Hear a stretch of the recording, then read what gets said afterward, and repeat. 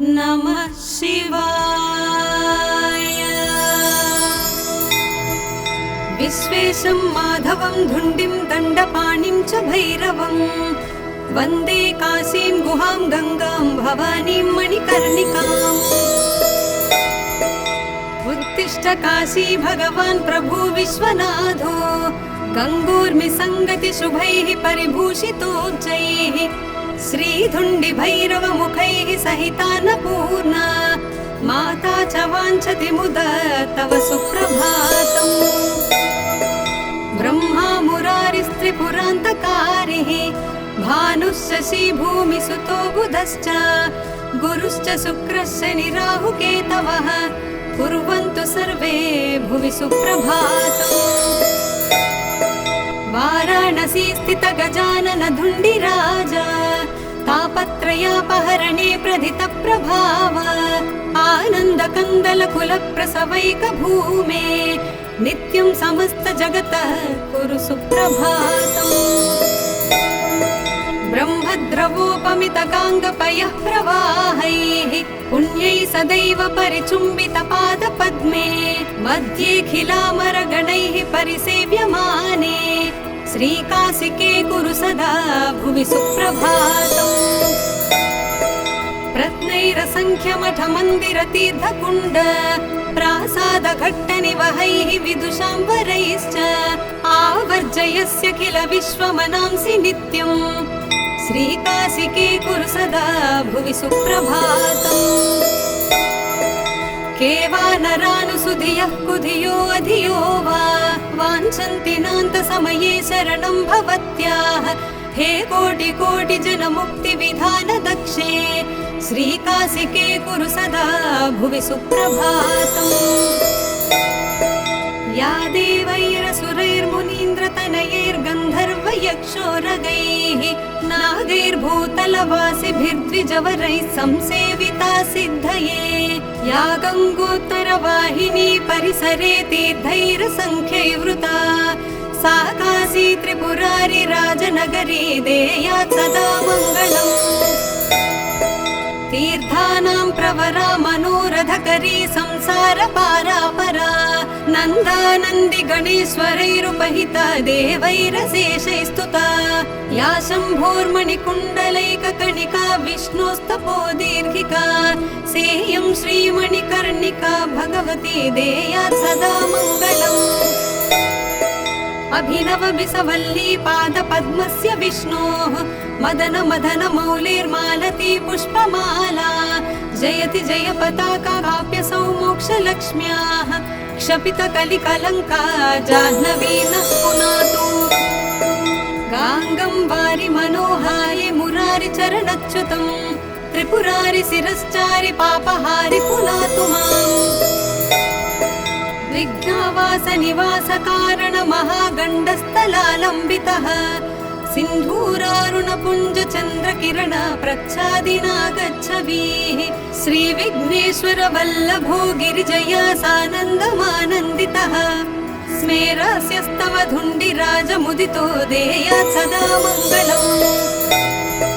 कण्ठे यस्य लसत्करालगरलं गङ्गाजलं मस्तके वामाङ्गे गिरिराजराजतनया जाया भवानी सती नन्दिस्कन्दगणाधिराज सहितः श्रीविश्वनाथ प्रभु काशी मन्दिर संस्थितोऽखिल गुरुः देयात् सदा मङ्गलम्। श्रीविश्वनाथ करुणामृतपूर्ण सिन्धो सीतांशुखण्ड समलङ्कृत भव्यचूड उत्तिष्ठ विश्वजन मङ्गल साधनाय नित्यं सर्वजगतः कुरु सुप्रभातम्। श्रीविश्वनाथ वृषभध्वज विश्ववन्द्य सृष्टिस्थिति प्रलयकारक देवदेव वाचामगोचर महर्षिनुताङ्घ्रिपद्म वाराणसीपुरपते कुरु सुप्रभातम्।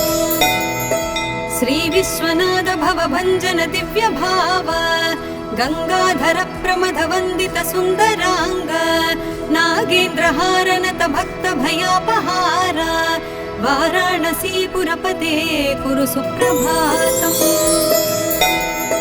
श्री विश्वनाथ तव पादयुगं नमामि नित्यं तवैव शिवनाम हृदा स्मरामि वाचं तवैव यशसा नमभूषयामि वाराणसीपुरपते कुरु सुप्रभातम् काशीनिवास मुनिसेवित पादपद्मा गङ्गाजलेषु परिषिक्त जटाकलापा अस्याखिलस्य जगतः सचराचरस्य वाराणसीपुरपते कुरु सुप्रभातम् गङ्गाधराद्रितनया प्रियशान्तमूर्ते वेदान्त वेद्य सकलेश्वर विश्वमूर्ते कूटस्थ नित्य निखिलागम गीतकीर्ते वाराणसीपुरपते कुरु सुप्रभातम् विश्वं समस्तमिदमद्य घनान्धकारे मोहात्मके निपतितं जडतामुपेतं भासा विभास्य परया तदमोघशक्ते वाराणसीपुरपते कुरु सुप्रभातम् सूनुः समस्त जन विष्णु विनाश दक्षो भार्या नदान निरता विरतं जनेभ्यः ख्यातः स्वयं च शिवकृत् सकलाधिभाजां वाराणसीपुरपते कुरु सुप्रभातम् येनो नमन्ति न जपन्ति न चामनन्ति नो वालपन्ति विलपन्ति निवेदयन्ति तेषामबोध शिशुतुल्य धियां नराणां वाराणसीपुरपते कुरु सुप्रभातम् श्रीकण्ठ कण्ठ धृतपन्नग नीलकण्ठ सोत्कण्ठ भक्त निवहोपहितोपकण्ठ भस्माङ्गराग परिशोभित सर्वदेह वाराणसीपुरपते कुरु सुप्रभातम् श्रीपार्वती हृदय वल्लभ पञ्चवक्त्र श्रीनीलकण्ठ नृकपाल कलापमाला श्रीविश्वनाथ मृदु पंकज मंजुपाद वाराणसीपुरपते कुरु सुप्रभातम् दुग्ध प्रवाह कमनीय तरंग भंगे पुण्य प्रवाह परिपावित भक्त संगे नित्यं तपस्वी जन सेवित पाद पद्मे गंगे शरण्य शिवदे कुरु सुप्रभातम् सानन्दमानन्द वने वसन्तम् आनन्दकन्दं हतपापवृन्दं वाराणसीनाथमनाथनाथं श्रीविश्वनाथं शरणं प्रपद्ये। ॐ नमः शिवाय। विश्वेशं माधवं धुण्डिं दण्डपाणिं च भैरवं वन्दे काशीं गुहां गंगां भवानीं मणिकर्णिकाम्। उत्तिष्ठ काशी भगवान् प्रभु विश्वनाथो गंगोर्मि संगति शुभैः परिभूषितोज्जैः श्रीधुण्डि भैरव मुखैः सहितान्नपूर्णा माता च वाञ्छति मुद तव सुप्रभातम्।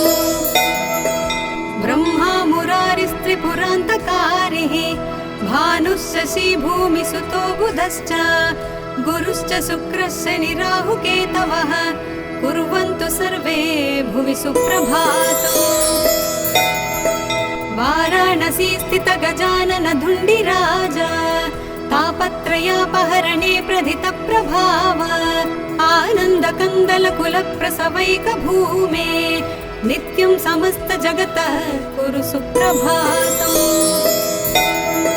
ब्रह्मद्रवोपमित गाङ्गपयः प्रवाहैः पुण्यैः सदैव परिचुम्बित पाद पद्मे मध्येऽखिलामरगणैः परिसेव्यमाने श्रीकाशिके कुरु सदा भुवि सुप्रभातम्।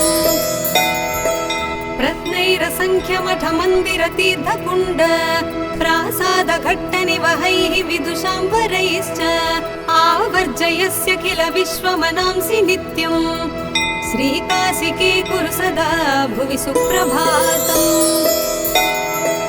केवानरानुसुधियः कुधियो अधियो वा वाञ्छन्ति नान्तसमये शरणं भवत्याः हे कोटि कोटि जन मुक्ति विधान दक्षे श्रीकासिके कुरु सदा भुवि सुप्रभातम् या देवैरसुरैर्मुनीन्द्रतनयैर्गन्धर्वयक्षोरगैः नागैर्भूतलवासिभिर्द्विजवरैः संसेविता सिद्धये या गङ्गोत्तरवाहिनी परिसरे तीर्थैरसङ्ख्यैर्वृता सा काशी त्रिपुरारि राजनगरी देयात् सदा मङ्गलम् तीर्थानां प्रवरा मनोरथकरी संसार पारापरा नन्दानन्दि गणेश्वरैरुपहिता देवैरशेषैस्तुता या शम्भोर्मणिकुण्डलैककणिका विष्णोस्तपो दीर्घिका सेयं श्रीमणिकर्णिका भगवती देयात् सदा मङ्गलम् अभिनव बिसवल्ली पादपद्मस्य विष्णोः मदन मदन मौलेर्मालती पुष्पमाला जयति जय पताका काप्यसौ मोक्षलक्ष्म्याः क्षपितकलिकलङ्का जाह्नवी नः पुनातु गाङ्गं वारि मनोहारि मुरारि चरणच्युतं त्रिपुरारि शिरश्चारि पापहारि पुनातु माम् विघ्नावास निवास कारण महागण्डस्थलालम्बितः सिन्धूरारुण पुञ्ज चन्द्र किरण प्रच्छादिना गच्छवीः श्रीविघ्नेश्वर वल्लभो गिरिजया सानन्दमानन्दितः स्मेरस्यस्तव धुण्डिराजमुदितो देयात् सदा मङ्गलम् कण्ठे यस्य लसत्करालगरलं गङ्गाजलं मस्तके वामाङ्गे गिरिराजराजतनया जाया भवानी सती नन्दिस्कन्दगणाधिराज सहितः श्रीविश्वनाथ प्रभु काशी मन्दिर संस्थितोऽखिल गुरुः देयात् सदा मङ्गलम् श्रीविश्वनाथ करुणामृतपूर्ण सिन्धो सीतांशुखण्ड समलङ्कृत भव्यचूड उत्तिष्ठ विश्वजन मङ्गल साधनाय नित्यं सर्वजगतः कुरु सुप्रभातम् श्री विश्वनाथ वृषभध्वज विश्ववन्द्य सृष्टिस्थिति प्रलयकारक देव देव वाचामगोचर महर्षिनुताङ्घ्रि पद्मा वाराणसीपुरपते कुरु सुप्रभातम् श्री विश्वनाथ भवभञ्जन दिव्य भाव गंगाधर प्रमथ वंदित सुंदरांग नागेन्द्रहार नत भक्त भयापहार वाराणसीपुरपते कुरु सुप्रभातम् श्री विश्वनाथ तव पादयुगं नमामि नित्यं तवैव शिवनाम हृदा स्मरामि वाचं तवैव यशसा नमभूषयामि वाराणसीपुरपते कुरु सुप्रभातम् काशी निवास मुनि सेवित पाद पद्मा गंगाजलेषु परिषिक्त जटाकलापा अस्याखिलस्य जगतः सचराचरस्य वाराणसीपुरपते कुरु सुप्रभातम् गंगाधराद्रितनया प्रिय शान्तमूर्ते वेदांत वेद्य सकलेश्वर विश्वमूर्ते कूटस्थ नित्य निखिलागम गीत कीर्ते वाराणसीपुरपते कुरु सुप्रभातम् विश्वं समस्तमिदमद्य घनान्धकारे मोहात्मके निपतितं जडतामुपेतं भासा विभास्य परया तदमोघ शक्ते वाराणसीपुरपते कुरु सुप्रभातम् सूनुः समस्त जन विष्णु विनाश दक्षो भार्या नदान निरता विरतं जनेभ्यः ख्यातः स्वयं च शिवकृत् सकलाधिभाजां वाराणसीपुरपते कुरु सुप्रभातम् येनो नमन्ति न जपन्ति न चामनन्ति नो वालपन्ति विलपन्ति निवेदयन्ति तेषामबोध शिशुतुल्य धियां नराणां वाराणसीपुरपते कुरु सुप्रभातम् श्रीकण्ठ कण्ठधृतपन्नग नीलकण्ठ सोत्कण्ठ भक्तनिवहोपहितोपकण्ठ भस्माङ्गराग परिशोभित सर्वदेह वाराणसीपुरपते कुरु सुप्रभातम्।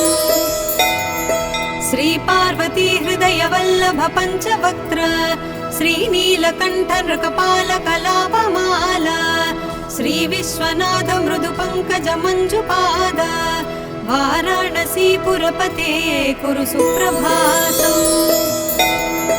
दुग्ध प्रवाह कमनीय तरंग भंगे पुण्य प्रवाह परिपावित भक्त संगे नित्यं तपस्वी जन सेवित पाद पद्मे गंगे शरण्य शिवदे कुरु सुप्रभातम्।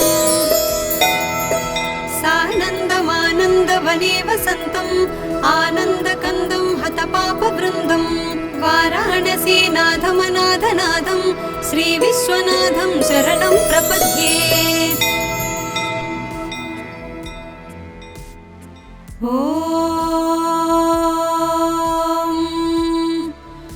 नमः शिवाय।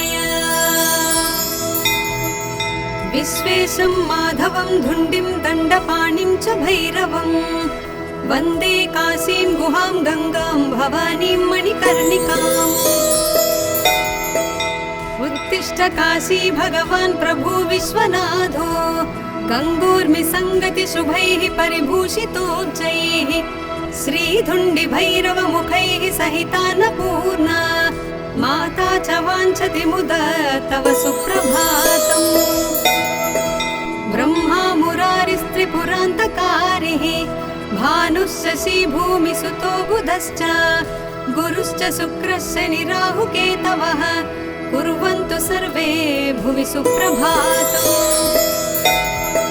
वाराणसी स्थित गजानन धुण्डिराजा तापत्रयापहरणे प्रथित प्रभाव आनन्द कन्दल कुल प्रसवैक भूमे नित्यं समस्त जगत कुरु सुप्रभातम्।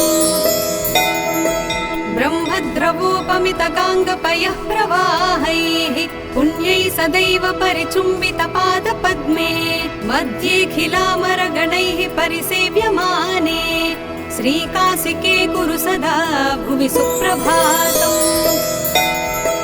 प्रत्नैरसंख्य मठ मन्दिर तीर्थकुण्ड प्रासाद घट्ट निवहैः विदुषाम्बरैश्च आवर्जयस्य किल विश्वमनांसि नित्यम् श्रीकाशिके कुरु सदा भुवि सुप्रभातम्। केवानरानुसुधियः कुधियो अधियो वा वाञ्छन्ति नान्त समये शरणं भवत्याः हे कोटि कोटि जन मुक्ति विधान दक्षे श्रीकाशिके कुरु सदा भुवि सुप्रभातम्। या देवैरसुरैर्मुनीन्द्रतनयैर्गन्धर्व यक्षोरगैः नागैर्भूतलवासिभिर्द्विजवरैः संसेविता सिद्धये या गङ्गोत्तरवाहिनी परिसरे तीर्थैरसंख्यैर्वृता सा काशी त्रिपुरारि राजनगरी देयात् सदा मङ्गलम्। तीर्थानां प्रवरा मनोरथकरी संसार पारापरा नन्दानन्दि गणेश्वरैरुपहिता देवैरशेषैस्तुता या शम्भोर्मणिकुण्डलैककणिका विष्णोस्तपो दीर्घिका सेयं श्रीमणिकर्णिका भगवती देयात् सदा मङ्गलम्। अभिनव बिसवल्ली पाद पद्मस्य विष्णोः मदन मदन मौलेर्मालती पुष्पमाला जयति जय पताका काप्य सौमोक्ष लक्ष्म्याः क्षपित कलिकलङ्का जाह्नवी नः पुनातु गाङ्गं वारि मनोहारि मुरारि चरणच्युतं त्रिपुरारि शिरश्चारि पापहारि पुनातु माम्।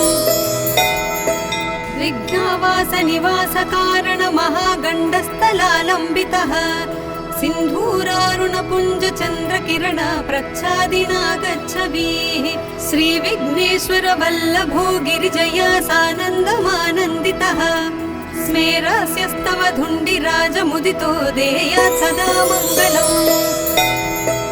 कण्ठे यस्य लसत्करालगरलं गङ्गाजलं मस्तके वामाङ्गे गिरिराजराजतनया जाया भवानी सती नन्दिस्कन्दगणाधिराज सहितः श्रीविश्वनाथ प्रभु काशी मन्दिर संस्थितोऽखिल गुरुहृदय सदा मङ्गलम् श्रीविश्वनाथ करुणामृतपूर्ण सिन्धो सीतां सुखण्ड समलङ्कृत भव्यचूड उत्तिष्ठ विश्वजन मङ्गल साधनाय नित्यं सर्वजगतः कुरु सुप्रभातम् श्री विश्वनाथ वृषभध्वज विश्ववन्द्य सृष्टिस्थिति प्रलयकारक देव देव वाचामगोचर महर्षि नुताङ्घ्रि पद्म वाराणसीपुरपते कुरु सुप्रभातम् श्री विश्वनाथ भवभञ्जन दिव्य भाव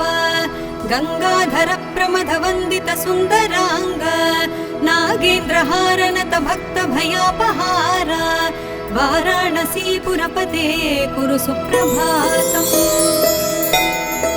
श्री विश्वनाथ तव पादयुगं नमामि नित्यं तवैव शिवनाम हृदा स्मरामि वाचं तवैव यशसा नमभूषयामि वाराणसीपुरपते कुरु सुप्रभातम्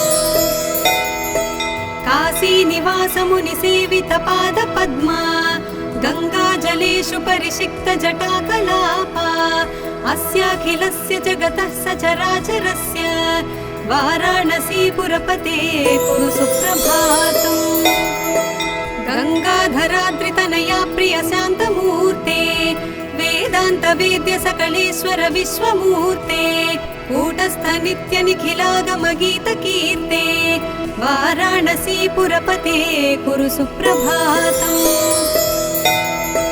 विश्वं समस्तमिदमद्य घनान्धकारे मोहात्मके निपतितं जडतामुपेतं भासा विभास्य परया तदमोघ शक्ते वाराणसीपुरपते कुरु सुप्रभातम् सूनुः समस्त जन विष्णु विनाश दक्षो भार्या नदान निरता विरतं जनेभ्यः ख्यातः स्वयं च शिवकृत् सकलाधिभाजां वाराणसीपुरपते कुरु सुप्रभातम्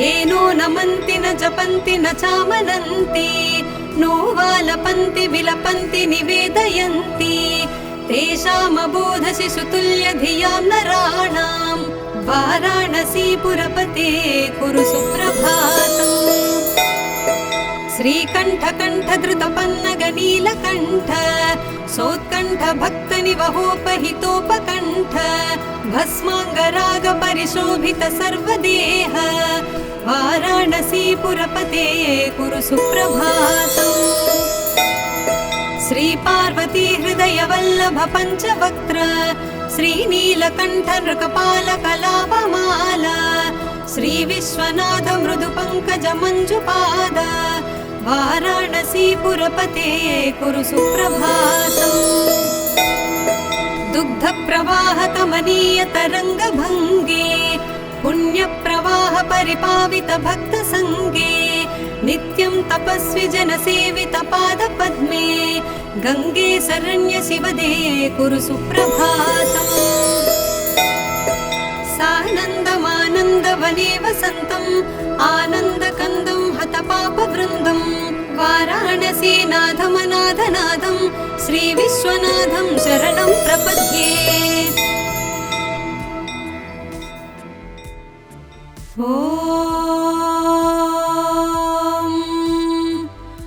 नमः शिवाय। विश्वेशं माधवं धुण्डिं दण्डपाणिं च भैरवं वन्दे काशीं गुहां गंगां भवानीं मणिकर्णिकाम्। उत्तिष्ठ काशी भगवान् प्रभु विश्वनाथो गंगोर्मि संगति शुभैः परिभूषितोज्जैः श्रीधुण्डि भैरव मुखैः सहितान्नपूर्णा माता च वाञ्छति मुद तव सुप्रभातम्। ब्रह्मा मुरारिस्त्रिपुरान्तकारिः भानुश्शशी भूमिसुतो बुधश्च गुरुश्च शुक्रश्च निराहुकेतवः कुर्वन्तु सर्वे भुवि सुप्रभातम्। वाराणसी स्थित गजानन धुण्डिराजा तापत्रयापहरणे प्रथित प्रभाव आनन्द कन्दल कुल प्रसवैक भूमे नित्यं समस्त जगतः कुरु सुप्रभातम्। ब्रह्मद्रवोपमित गाङ्गपयः प्रवाहैः पुण्यैः सदैव परिचुम्बित पादपद्मे मध्येऽखिलामरगणैः परिसेव्यमाने श्रीकासिके कुरु सदा भुवि सुप्रभातम्। रत्नैरसङ्ख्यमठमन्दिरतीर्थकुण्ड प्रासादघट्टनिवहैः विदुषाम्बरैश्च आवर्जयस्य किल विश्वमनांसि नित्यम् श्रीकासिके कुरु सदा भुवि सुप्रभातम्। केवानरानुसुधियः कुधियो अधियो वा वाञ्छन्ति नान्तसमये शरणं भवत्याः हे कोटि कोटि जन मुक्ति विधान दक्षे श्रीकासिके कुरु सदा भुवि सुप्रभातम्। या देवैरसुरैर्मुनीन्द्रतनयैर्गन्धर्वयक्षोरगैः नागैर्भूतलवासिभिर्द्विजवरैः संसेविता सिद्धये या गङ्गोत्तरवाहिनी परिसरे तीर्थैरसङ्ख्यैर्वृता सा काशी त्रिपुरारि राजनगरी देयात् सदा मङ्गलम्। तीर्थानां प्रवरा मनोरथकरी संसार पारापरा नन्दानन्दि गणेश्वरैरुपहिता देवैरशेषैस्तुता या शम्भोर्मणिकुण्डलैककणिका विष्णोस्तपो दीर्घिका सेयं श्रीमणिकर्णिका भगवती देयात् सदा मङ्गलम्। अभिनव बिसवल्ली पादपद्मस्य विष्णोः मदन मदन मौलेर्मालती पुष्पमाला जयति जय पताका काप्यसौ मोक्षलक्ष्म्याः क्षपित कलिकलङ्का जाह्नवी नः पुनातु गाङ्गं वारि मनोहारि मुरारि चरणच्युतं त्रिपुरारि शिरश्चारि पापहारि पुनातु माम्। विघ्नावास निवास कारण महागण्डस्थलालम्बितः सिन्धूरारुण पुञ्ज चन्द्र किरण प्रच्छादिना गच्छवीः श्रीविघ्नेश्वर वल्लभो गिरिजया सानन्दमानन्दितः स्मेरस्यस्तव धुण्डिराजमुदितो देयात् सदा मङ्गलम्। कण्ठे यस्य लसत्करालगरलं गङ्गाजलं मस्तके वामाङ्गे गिरिराजराजतनया जाया भवानी सती नन्दिस्कन्दगणाधिराज सहितः श्रीविश्वनाथ प्रभु काशी मन्दिर संस्थितोऽखिल गुरुः देयात् सदा मङ्गलम्। श्रीविश्वनाथ करुणामृतपूर्ण सिन्धो सीतांशुखण्ड समलङ्कृत भव्यचूड उत्तिष्ठ विश्वजन मङ्गल साधनाय नित्यं सर्वजगतः कुरु सुप्रभातम्। श्रीविश्वनाथ वृषभध्वज विश्ववन्द्य सृष्टिस्थिति प्रलयकारक देवदेव वाचामगोचर महर्षिनुताङ्घ्रिपद्मा वाराणसीपुरपते कुरु सुप्रभातम्। श्रीविश्वनाथ भवभञ्जन दिव्यभाव गंगाधर प्रमथ वंदित सुंदरांग नागेन्द्रहार नत भक्त भयापहार वाराणसीपुरपते कुरु सुप्रभातम्। श्री विश्वनाथ तव पादयुगं नमामि नित्यं तवैव शिवनाम हृदा स्मरामि वाचं तवैव यशसा नमभूषयामि वाराणसीपुरपते कुरु सुप्रभातम्। काशी निवास मुनि सेवित पाद पद्मा गंगाजलेषु परिषिक्त जटाकलापा अस्याखिलस्य जगतः सचराचरस्य वाराणसीपुरपते कुरु सुप्रभातम्। गंगाधराद्रितनया प्रिय शान्तमूर्ते वेदान्त वेद्य सकलेश्वर विश्वमूर्ते कूटस्थ नित्य निखिलागम गीत कीर्ते वाराणसी पुरपते कुरु सुप्रभातम्। विश्वं समस्तमिदमद्य घनान्धकारे मोहात्मके निपतितं जडतामुपेतं भासा विभास्य परया तदमोघशक्ते वाराणसी पुरपते कुरु सुप्रभातम्। सूनुः समस्त जन विष्णु विनाश दक्षो भार्या नदान निरता विरतं जनेभ्यः ख्यातः स्वयं च शिवकृत् सकलाधिभाजां वाराणसी पुरपते कुरु सुप्रभातम्। येनो नमन्ति न जपन्ति न चामनन्ति नो वालपन्ति विलपन्ति निवेदयन्ति तेषामबोध शिशुतुल्य धियां नराणां वाराणसी पुरपते कुरु सुप्रभातम्।